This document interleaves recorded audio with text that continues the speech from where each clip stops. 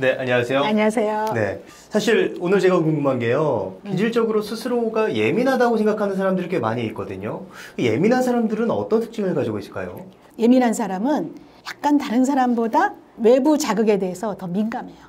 어느 검사에서 이렇게 나와요. 어떤 사람이 굉장히 부정적인 감정을 더 잘 느끼고 자의식이 더 많고 자극에 대해서 더 민감하고 이런 사람이 있더라. 근데 예민함, 이거는 그냥 일반적으로 우리가 지칭하는 말이지 심리학에서 예민함을 어떤 사람의 구분으로 쓰진 않아요. 예. 근데 이제 사람들이 그렇게 느끼는 거죠. 이 사람에 대해서. 예민한데? 이렇게. 그렇다면 자기 스스로 내가 예민한 사람인지 알 수 있는 방법이 있을까요? 뭐 심리학적으로 다 구분된 건 없다 하더라도. 제일 많이 알 수 있는 거는 다른 사람의 피드백인 것 같아요. 너 왜 이렇게 예민해? 이 말을 많이 들어요. 그러면 내가 예민한가? 근데 사람들이 그 말 자체에 대해서 이제 짜증이 나죠. 왜 자꾸 그 말을 하는 거야, 나한테? 내가 뭐 어때서? 이렇게만 생각할 게 아니라 한편으로는 다른 사람 눈에는 내가 좀 예민해 보이나? 이런 걸 생각해 볼 수는 있겠죠. 사실 뭐 단순히 한 명이 나한테 계속 예민하다고 하는 건 그 사람이 나한테 그냥 하는 말이거나 혹은 그 사람 뭐 가스라이팅이나 이런 거일 수도 있으니까 그렇게 신경 쓰지 않아도 되지만 다수의 사람들이 나에게 넌 좀 예민한 것 같아 라고 하면은 그때는 좀 이제 신경 써볼 필요가 있겠구나 라고 생각하면 될까요? 아니, 정리를 아주 잘 해주셨어요. 제가 그 말을 붙였어야 된다고 생각합니다. 그렇다면은 그 예민함은 바꿀 수 있는 걸까요? 그 기질 자체를 바꾸는 거는 쉬운 일이 아니지만 저는 그걸 바꾸고 싶어하는 사람이 누굴까 궁금해요. 왜냐하면 예민한 사람도 자꾸 그 말을 들으니까 좀 불편하긴 하지만 그 사람이 가장 편하게 사는 방법은 자기 기질대로 사는 거예요. 그죠? 예.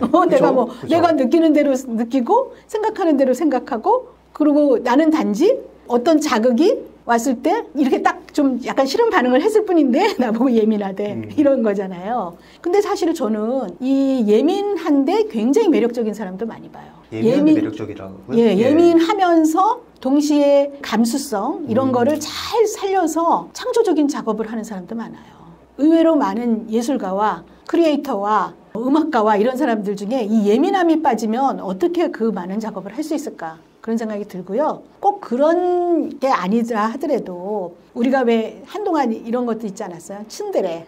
츤데레란 말이죠. 예. 제가 좀 전문 용어 좀 썼어요. 그런 사람들도 보면 까칠해 보이지만 굉장히 속이 깊고 사람에 대해서 깊이 이해하는 그런 폭이 있고 뭐 이런 것들이 이렇게 느껴지고 한마디 딱 했는데 감동을 주기도 하고 그런 사람들이 있어요. 근데 이제 자꾸 부정적인 면, 왜 그러냐면 이 사람이 나한테 준 어떤 피드백이 나한테 걸리니까 그냥 사람들도 생각 없이 그 사람의 장점은 다 빼고 이렇게 까칠해, 내지는 왜 이렇게 예민해 이런 얘기를 그냥 던지는 게 이 사람한테 상처가 될 때는 꽤 있어요. 그리고 어려서부터 부모님이 내가 조금 더 신경을 써줘야 될 부분은 있지만 분명히 얘한테는 굉장히 좋은 장점도 많이 있을 거야를 이렇게 긍정적으로 보실 때 이게 피어올라요. 그걸 줄 수 있는 분이 부모님이거든요. 그런 사람은 나이가 들어서도 남이 볼 때는 저 사람 참 독특하고 예민해 보이긴 하는데 굉장히 매력이 있어. 그리고 또 한편으로는 또 일도 잘해내. 자기 분야에서 그걸 해낼 수 있는 사람이에요. 그래서 저는 무조건 바꿔라 하는 거는 좀 아니고 다만 이제 나이가 들었어요. 나이가 들어서 사람들하고 같이 작업을 하는데 자꾸 내가 갖고 있는 어떤 특징이 사람들하고 좀 걸리나? 이러면 자기도 좀 생각을 해봐야 되죠. 내가 무조건 나만 잘못했다고 생각하는 게 아니라 상대방의 지적이 타당한지에 대해서도 그렇죠. 그렇다면 까칠한데 매력적인 사람과 그냥 까칠하기만 한 사람은 좀 어떤 차이가 있을까요? 까칠한 사람은 그냥 반응을 하는 거예요. 자기 그냥 순수한, 좀 어떻게 생각하면 조금 순진하다? 감정대로 반응을. 네, 그렇죠. 그러면은 환영을 못 받아요, 사실. 내 스스로 그 다른 사람이 나한테 던지는 어떤 화살? 이거를 방패로 막지를 못하고 계속 그거에 대해서 막 이렇게 칼로다가 맞받아시는 아니 막 찔릴 땐 찔리고 막 이러면서 조금 방법을 달리해야 되는 거 아닌가? 이런 거를 좀 조절해 보면 좋을 것 같아요. 사실 예민한 사람들은 자신의 감정을 표출하는 걸 두려워하는 것 같아요. 왜냐하면 또 이렇게 예민해라는 피드백을 계속 들으니까. 맞아요. 그래서 감정을 계속 참다가 폭발시키고 하곤 하는 것 같은데 좀 이제 예민한 사람들이 감정 조절을 잘하기 위해서는 어떻게 하면 좋을까요? 누가 나를 화나게 하면 화가 나는 거는 아주 정당한 정서예요. 그죠? 정당한 감정이죠. 내가 화나게 했는데, 그런데 사람들이 그 순간 화가 났구나라고 딱 느끼는 순간 굉장히 빠르게 이 화를 내보일까 말까를 결정하더라고요. 거름장치가 있어요. 예. 그 거름장치가 망가지는 사람들이 있어요. 그냥 화가 들어오면 그 즉시 화를 내. 그러니까 남한테 주먹질하는 사람도 그런 사람이에요. 이 거름장치를 통과했어요. 이제 내가 그냥 화를 내버려? 아니야, 조금 참아? 이렇게 했는데 그 다음 뭘 해야 되냐면 번번이 참으면서 화 안 난 척하지는 말자. 아까 그랬잖아요. 그럼 폭발한다. 두 번째는 상대를 직접 공격하는 사람도 있어요. 아까 그랬잖아요. 화낼까 말까? 그래, 화내! 이러고 아주 공격적으로 하는 사람이 있어요. 근데 그 후유증이 남죠, 조금. 물론 그럴 때도 있어요. 이제 이거는 내가 한번 공격을 해줘야 저 사람이 정신 좀 차리겠네. 그럴 때는 화내야죠, 우리가. 네. 그러니까 내가 이제 거름장치를 통해서 화를 내도 된다고 판단을 하는 그렇죠. 거기 때문에. 그렇죠. 그 다음에 또 하나 안 좋은 방법은 교묘하게 화내는, 공격하는 거예요. 그런 걸 뭐라 그러냐면 이제 심리학에서는 수동 공격. 그게 여러 번 겹치면은 뭔가 이렇게 거리감이 생기고 별로 좋은 방법도 아니고 자기도 이걸 해결한 것 같지가 않고. 제일 좋은 방법은 어느 시적절할 때 적절하게 자신의 불편한 감정을 드러내는 거예요. 그래서 어떻게 자기의 불편한 감정을 상대방에게 전할까? 이것도 좀 훈련을 받아야 돼요.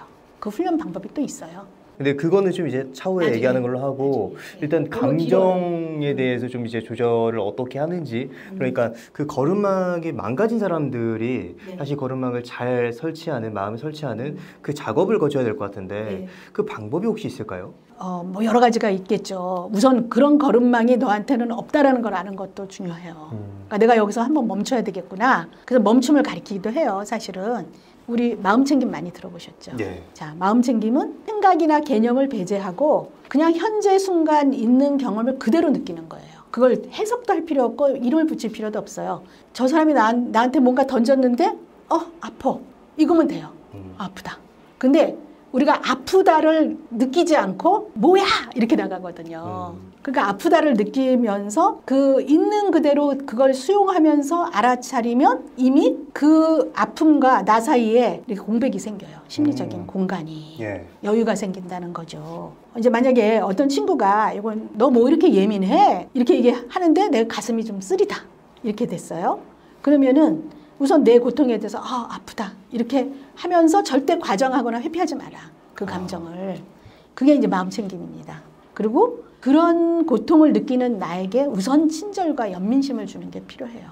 그러면 우선 내가 줄 수 있는 한 가지 얘기는 이럴 땐 누구나 아파. 나 이상한 거 아니야. 이거는 이 사람한테만 적용하는 게 아니라 사람들은 너무나 공통적인 데서 고통을 느끼고 있는 거지. 뭐 이 사람만 유별스러워서 고통을 느끼는 게 아니라는 그런 마음을 갖게 만드는 거죠. 그런 다음에 우선 나에게 내가 먼저 친절하자. 내가 지금 아프다는 걸 인정하고 친절하자.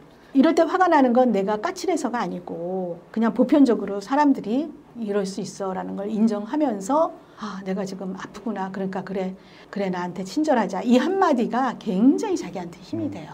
이게 어떻게 보면은 어떤 사람 같은 경우는 그 생각한다는 것 자체가 허용이 안 되는 사람들도 있을 것 같아요. 그러니까 명상수행이 필요한 거죠. 저는 이 그 놀심에 들어오는 분들은 그래도 뭔가 귀담아 듣고 싶어서 들어오시잖아요. 그럼 믿으셔야 돼요. 그럴 수 있구나. 나도 해보자. 제대로 배우지 않았어도 한번 해보세요. 그냥 느끼는 거예요. 아파. 근데 당연하지. 내가 지금 아파하는 거를 위로해주고 친절하자. 그래서 그 다음에 이제 조금 여유가 생기면 이런 말을 할 수 있죠. 나 그런 말을 할 때마다 지적받는 것 같아서 기분이 나빠. 예민하다고 말하기 전에 내가 한 말에 먼저 관심을 좀 기울여줬으면 좋겠다. 얼마나 정당하게 내 입장을 얘기하는 거잖아요. 그런 힘을 가져야 돼요. 만약에 그렇게까지 했는데도 상대가 계속 아니야 그건 네가 예민해서 그런 거야 라고 한다면 그때는 좀 어떻게 관계를 좀 정리하는 게 나을까요? 그 의도를 읽어야 되겠죠. 저 친구가 저렇게 나한테 얘기하는 게 그냥 단순한 오늘의 자기 방어인지 나한테 무슨 악의가 있는지. 그래서 정리할 사람은 정리해야죠. 그런데 정리 못할 사람도 있어요. 직장 동료, 상사 그런 경우도 있잖아요. 부모님. 그럴 때는 또 기회를 봐서 자기 입장을 얘기할 수도 있고 아니면 조금 거리두기도 저는 도움이 된다고 생각해요. 화를 내지 마라라는 얘기는 아니신 거죠? 그러면 화도 때로는 내야 효과적일 때가 있어요. 또 있으니까요. 예. 오늘은 내가 화를 내기로 결심했다. 네. 그 대신 화를 짜증스럽게 내는 게 아니라 좀 멋있게 내야 되겠다. 화를 멋있게 낸다. 얘기하는 거죠. 내가 왜 화가 났는지. 가장 부정적인 얘기를 할 때 I 메시지 하라 그러잖아요. 나는 네가 이렇게 해서 이런 감정을 느끼고 있어. 나 지금 화내는 건 정당한 거야. 네가 이렇게 했으니까 화가 나지. 이렇게 얘기를 하는 것도 나쁘지 않을 거예요. 그럴 때 유 메시지로 네가 잘못했어라고 하면 안 되나요? 그럼 이제 그쪽에서 방어를 하죠. 거기에 싸움을 거는 게 되니까 설득력이 조금 약해요. 오히려. 네. 왜냐면 그쪽에서 안 들으려고 하거든요. 내가 잘못했다는. 그러니까 네가 이렇게 해서 결국 내가 이렇게 화가 나네. 이럴 때 내가 너한테 그런 걸 했구나라고 자기를 조금 돌아보게 돼요. 근데 그렇게 말하면 뭔가 속 시원하진 않을 것 같거든요. 그러면 한번 좀 풍겨도 되죠. 사람이 어떻게 제가 여기서 가장 합리적이고 좋은 방법을 얘기한다고 인간이 완벽하지 않는 한 그것만 지키면서 살 수 있겠어요. 어떻게 하면 조금 더 이거를 안전하고 완화된 방법으로 해결할까 이거죠. 그래도 기본적으로 내가 그렇게 화를 낸다고 하더라도 판단을 하고 나서 멋있게 화를 내자. 그 말씀이 굉장히 좀 와닿습니다. 그렇다면 이제 다른 질문인데 예민한 사람들이 다른 사람들과 좀 잘 어울리기 위해서는 또 어떤 다른 요소들이 필요할까요? 예민하다는 그 말을 계속 지적을 당하면 어떤 현상이 벌어지냐면 사람들을 두려워하죠. 절대 그러지 마라. 그거는 내가 나한테 두 번째 화살을 쏘는 거다. 사실 너무 그렇게 고민할 거 없어요. 그거 견디면서 예민한데도 성공하고 예민한데도 사람들한테 환영받으면서 사는 사람 많아요. 그러니까 저는 이거 되게 중요하다고 생각하는데요. 내가 부족한 점을 고쳐야지, 내지는 이걸 빼야지 이거보다 내가 이거에 첨가해서 더 좋은 나의 특성을 추가해야지. 저는 그 방법을 쓰라고 하고 싶어요. 예를 들어서 우리 친구들이 내 눈치를 슬슬 보면서 좀 예민하다고 생각하는 것 같은데 알았어 이러고 있다가 어느 순간 내가 한 말 딱 한마디가 우와 멋있는데 이런 박수를 받게 될 때도 있어요. 그런 사람이 되면 돼요. 그죠? 그리고 그런 정도의 감수성이 그 사람한테 굉장히 무기가 될 때가 있어요. 남들이 발견하지 못한 아주 중요한 포인트를 잡아서 딱 던져줄 수 있는 그런 힘을 키우면 더 좋지 않을까 싶어요. 어떻게 보면 예민하다는 말이 남들보다 더 깊게 판단하고 볼 수 있는 능력이다라고도 이제 이해할 수 있겠네요. 그럼요. 그래서 또 친구 관계에서도 이런 친구가 또 굉장히 더 깊이가 있고 좋죠. 매력 있어요. 나름. 그러니까 친구 중에는 아주 편안하고 헐렁헐렁한 친구도 필요하고 휴식 같은 친구도 필요하고 또 이렇게 깊이 있는 친구도 필요하고 그런 거 아니겠어요? 맞습니다. 네, 오늘 이규미 교수님을 모시고 예민한 사람들은 어떤 특징을 가지고 있는지 그리고 예민한 사람들의 장점과 그리고 약점을 어떻게 보완할 수 있는지에 대한 이야기를 나눴습니다. 그럼 오늘의 심리학은 여기까지 하도록 하겠습니다. 좋은 말씀 해주셔서 감사합니다. 감사합니다. 네, 감사합니다.